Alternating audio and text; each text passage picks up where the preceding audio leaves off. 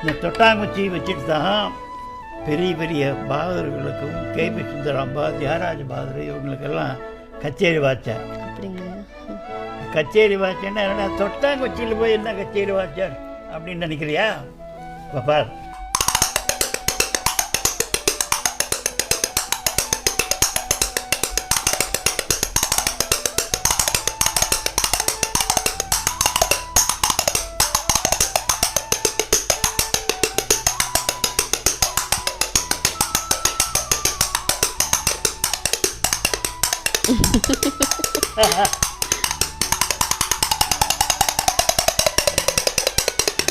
எப்படி இருக்கு?